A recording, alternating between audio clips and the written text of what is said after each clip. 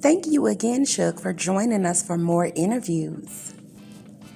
Now we spoke behind the scenes and you promised to give us a more in-depth interview about what went on behind Death Row with several of your artists that we know of, Tupac, Snoop Dogg, and other rivalries that you had, such as Eazy-E and others.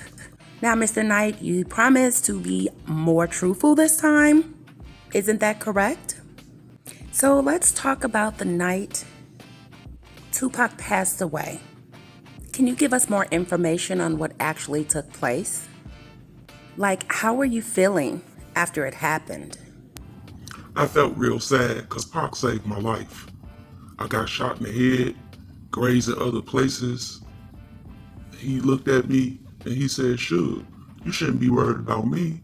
You got shot in your head, blood dripping from your head. You need to be trying to get yourself to the hospital instead of me. I love Tupac. I still got this bullet in my head. Tupac actually saved my life that night. I love my artists. And no, don't ask me the question because Tupac was not going to leave Death Row.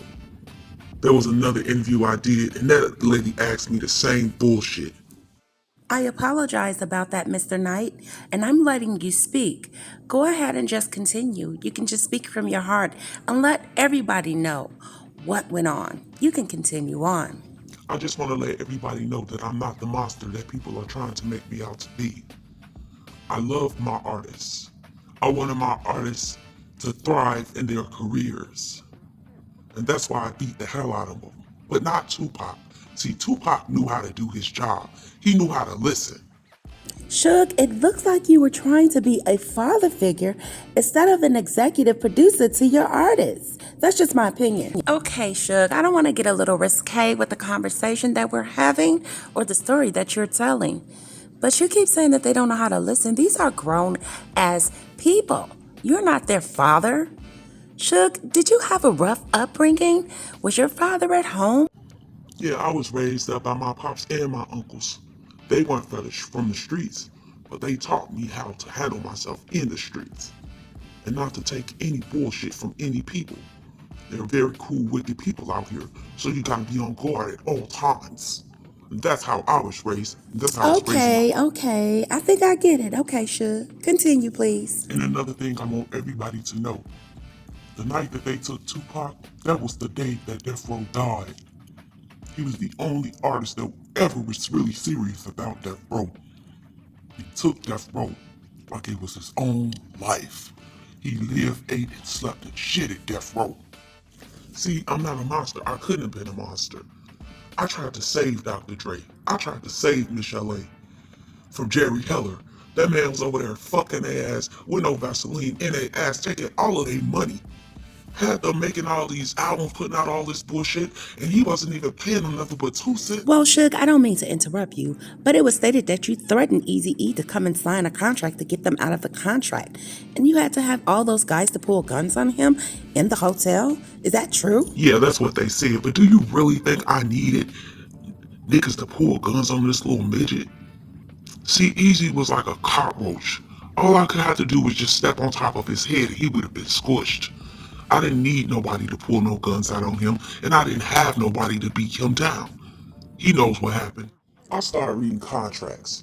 I started looking at Dr. Dre's contracts, and they wasn't getting shit but 2 cents per pound. Jerry Heller was fucking them out of their money.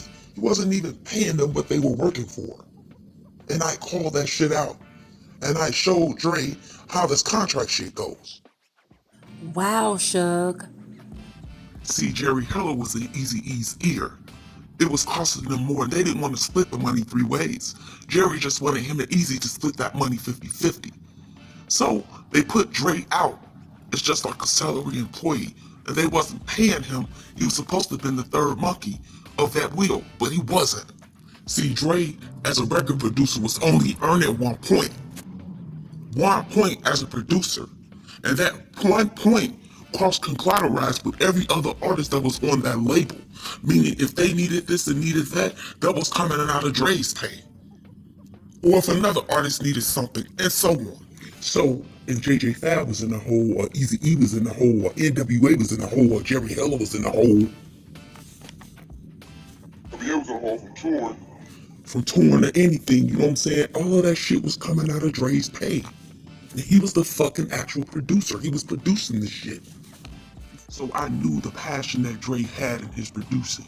And he should have been getting paid a fair share of his earnings or whatever he completed on every album, every soundtrack.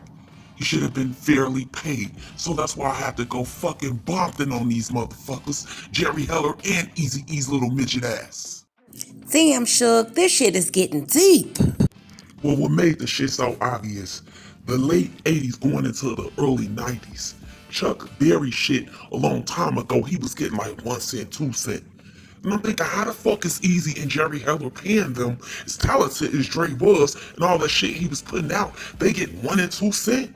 That was some bullshit. And the thing about this, once you free a slave, don't think he don't want to go back to master and get his ass whooped and say he want to be a slave again.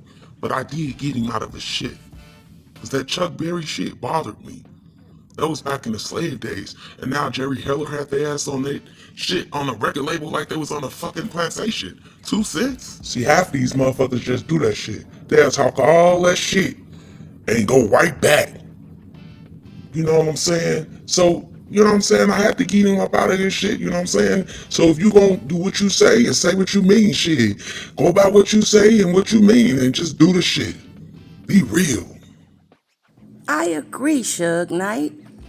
Okay, and so this has been a very good in-depth interview so far.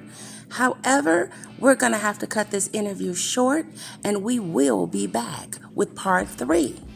And thank you guys again for watching, and thank you, Suge Knight, for participating. Everyone have a good day. Until the next interview.